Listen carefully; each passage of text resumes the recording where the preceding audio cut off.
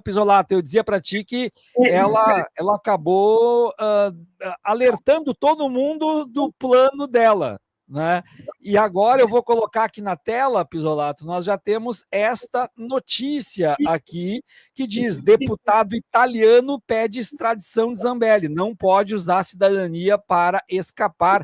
O deputado Ângelo Bonelli, membro da coalizão Aliança Verde e Esquerda, pediu oficialmente a extradição da deputada Carla Zambelli do país. Ele enviou nessa quarta-feira um ofício a 3 ministros do governo: Antônio Tajani, dos Negócios Estrangeiros e Cooperação Internacional, o Carlo Nordio, da Justiça, e o Matteo Piantedosi, do Interior.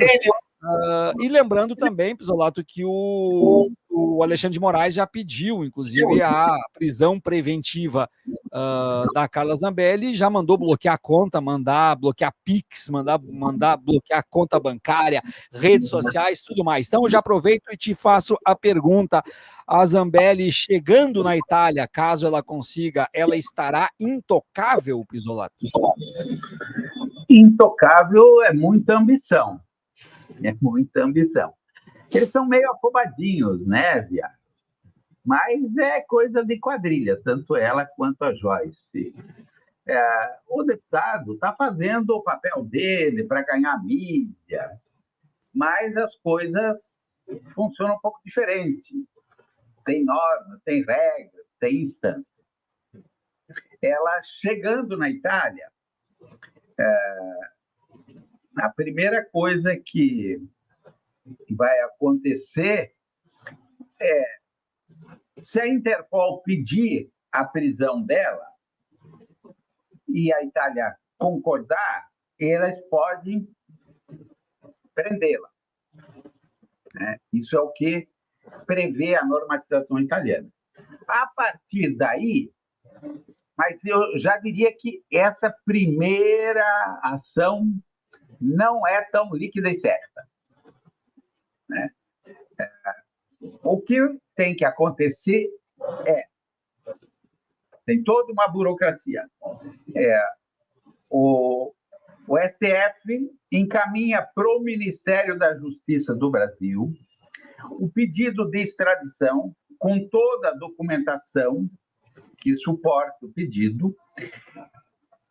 O Ministério da Justiça encaminha para a Embaixada da Itália, que, por sua vez, encaminha para o Ministério da Justiça da Itália. Ao receber essa documentação, o ministro da Justiça da Itália pode entender que, por N questões, uma das questões que tem sido mais usada e que ficou mais conhecida no caso do Cacciola é de que o Brasil não tem reciprocidade. Quer dizer, o Brasil não extradita cidadãos brasileiros, então a Itália não tem por que extraditar. E aí, o ministro, num ato administrativo, negue a extradição e o processo termina por aí. Ela pode ficar na Itália até as próximas gerações sem nenhum problema. Não pode, se sair da Itália, pode ter problema, que foi o que aconteceu com Cacciola em Mônaco. Daí, a Interpol, ela está na lista vermelha. E isso, se a Interpol aceitar, tem todas essas outras coisas. Pode acontecer também de que o ministro da Justiça resolva encaminhar para toda a burocracia, porque ela tem cidadania italiana. Se ela não tivesse cidadania, eles podem considerar expulsão, que foi o que aconteceu com Battisti na Bolívia. Há um pedido, ou mesmo nos Estados Unidos, ela ficando lá, ou em qualquer outro país, na Espanha, Portugal, olha, é alguém que está condenado, que veio para o nosso país, nós vamos expulsá-la. E aí é muito rápido. Mas o fato dela ter cidadania tem que iniciar um processo de extradição. Aí, se o ministro da Justiça entender que deve se iniciar o processo, ele encaminha esse pedido para a corte, que lá se chama Corte de Apelo, que é uma espécie de segunda instância, da região aonde ela está localizada. Como ela falou que está indo para Roma, né? provavelmente vai ser a Corte de Apelo do Lácio.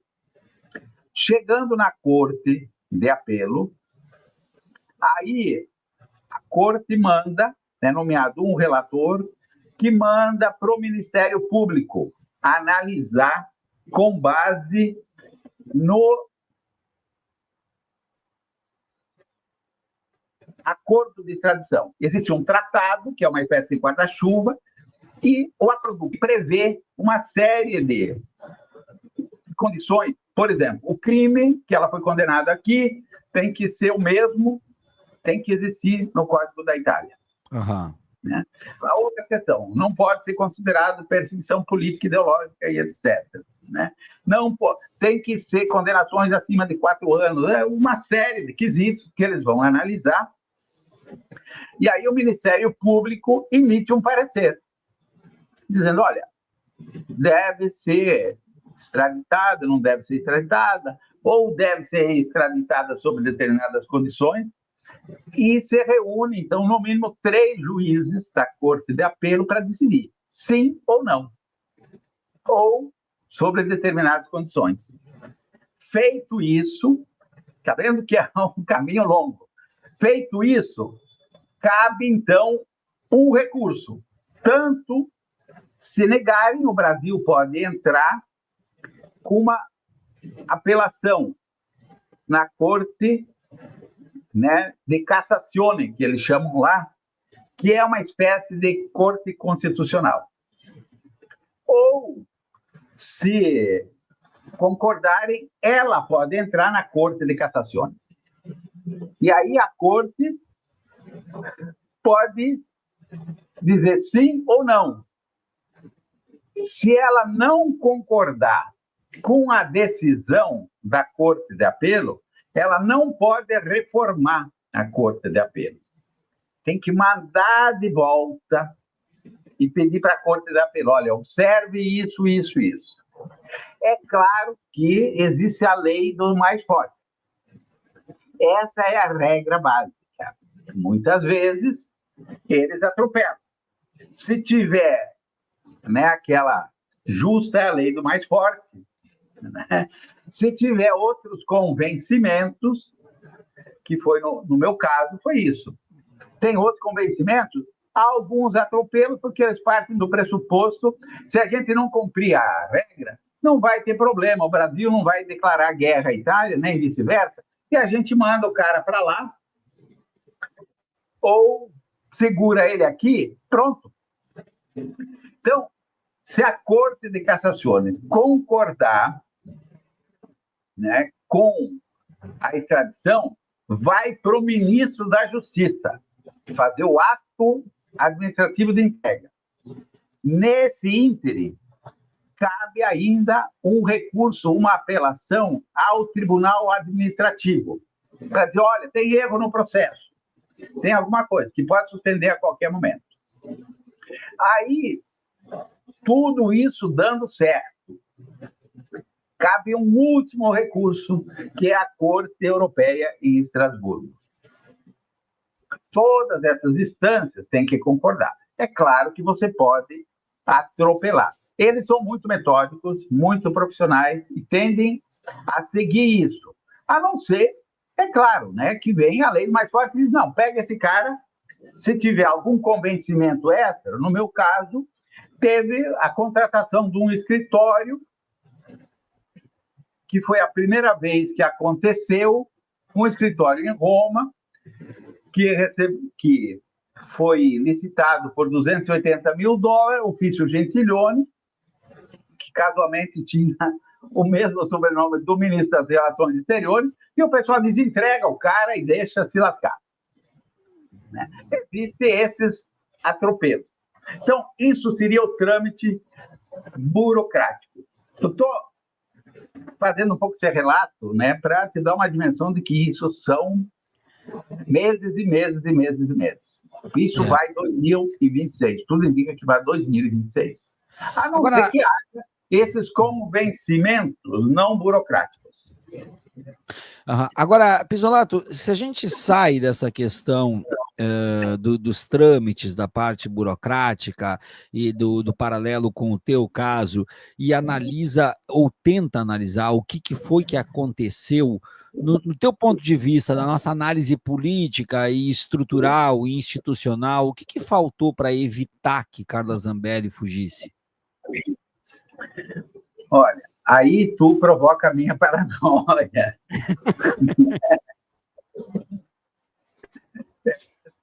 Em Brujas não acredito, pero que las hay. Né? Por que é que devolveram o passaporte? Em 23, né? Devolveram em 23. Então, e o que mais me impressiona é porque veio um monte, inclusive juízes, um monte de aspones aí, metido a falar isso, aquilo, porque isso, porque aquilo, tentando criar facilidade para buscar aplauso. Mas a questão toda é o seguinte, ela não fugiu. Alguém abriu a porta. Para fugir, tinha que estar preso. Então, aí é que cai a minha paranoia. Por que essas facilidades? E por que essas facilidades só acontecem por um lado? Olha só, até para deixar claro, Pisolato, para nossa comunidade aqui, ela sai por estrada, por Foz do Iguaçu, entra na Argentina, desce até Buenos Aires, e em Buenos Aires ela pega um avião para Miami e agora estaria em deslocamento para a Itália. Foi muito fácil, né, Pisolato? Até porque, eu acho que é Miami ou por aí próximo, Washington, está o Alan dos Santos, que já foi negada a extradição. E em Madrid está o Eustáquio, que também foi negada a extradição, e ele vai receber agora o que se chama NI, que é uma identidade provisória por 5 anos, para depois. Ele foi considerado refugiado na Espanha, com o governo, inclusive, socialista. Quer dizer, depois de 5 anos, se não tiver nenhuma irregularidade, ele pode, inclusive, conseguir a cidadania espanhola, como refugiado perseguido político. E ela sai ainda junto com o marido, né? Ela sai junto com o marido, que é militar, e pediu licença para cuidar de familiar doente. Então, você percebe, Viário, né? Nós que eu com cabelo branco e você que também já vem de longe, né? Tá branco. Aqui é o rapo, né? Mas ele tá branco. Essas coisas elas estão muito bem ensaiadas. Não vai se tão fácil. Ela é mulher, ela tem justificativa de doença. A justiça brasileira não goza de muito prestígio no exterior, inclusive na Europa. Eu sei porque os erros que foram cometidos, né, o descumprimento de certas obrigações, que para eles isso é muito sério. No desespero, depois de contratar esse escritório muito peculiar lá na Itália, pela primeira vez na história do Brasil, nunca se contratou nem por Cacciola, nada, pago, inclusive, com dinheiro público.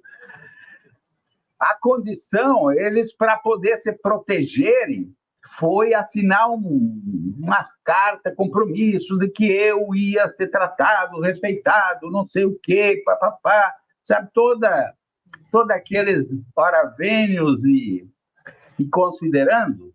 E depois, quando eu cheguei aqui, o pessoal disse, agora que ele está aqui, e aí a juíza da execução penal, Barroso e Companhia Limitada, resolveram atropelar. E a Embaixada da Itália tinha assumido um compromisso de me visitar mensalmente e fazer um relatório de acompanhamento. De como eu estava sendo tratado. E acabou constatando de que não se respeitavam as leis, de que aqui era atropelo, a ponto que a própria Leila Cury chegou a responder para o Janot que ela não tinha sido consultada na hora dele e o Zé Eduardo Cardoso assinar compromissos com a Itália, e, portanto, ela não ia se submeter aos acordos e aos compromissos que eles fizeram. E aí, a Embaixada da Itália fez um relatório contando tudo isso, foi para o Ministério da Justiça da Itália, que, por sua vez, foi para a Corte de Estrasburgo, e o Brasil passou a ser considerado, isso aqui é claro que a imprensa burguesa não fala, um país não fiduciário sobre esse aspecto. E, em função disso, foram negadas já várias extradições. Por quê? Os advogados de defesa dizem, olha, vocês estão me mandando para um país que a própria Embaixada da Itália diz que não é confiável. E uma extradição que foi negada, que pouca gente falou, é a do Raul Schmidt, de Portugal, inclusive. Porque a Corte de Estrasburgo ela tem jurisdição sobre toda a Europa. Por isso que eu acredito que a Brujas, que essas facilidades, essa devolução do passaporte, né, já com a questão do Alan dos Santos, do Estáquio, isso, aquilo, né, me deem direito na velhice desse paranoico. Né, porque o pessoal sabe, olha, a não ser que haja o convencimento né, é da lei do manda quem pode, obedece quem tem juízo, que não é muito comum por lá, né, porque há uma fiscalização, há um rito, isso vai para lá de 2026. E aí os cenários são diferentes. Isso sem falar da Meloni. Há um risco muito grande de que, ao chegar o pedido lá, o ministro da Justiça, mesmo com a manifestação de um deputado, que não é da base aliada do governo, o ministro da Justiça analisa e vai dizer, olha, o Brasil não tem reciprocidade. Ou arrume uma questão humanitária, é uma mulher doente, isso, aquilo, ela está sendo perseguida, e manda engavetar e encerrar o processo e pronto. Ali na Itália, ninguém mais pode tocar nela. Não cabe recurso. Pode ser que o ministro diga, eu não vou carregar isso nas costas, então vou mandar seguir o processo. Mas aí vem. Vai para a Corte de Apelo, que vai para o Ministério Público, que dá o parecer, que vai para a Corte de Apelo, para a Corte de Cassações, né? Que pode ter o Tribunal Administrativo, que vai para o Ministério da Justiça e que vai para a Corte Europeia em Estrasburgo.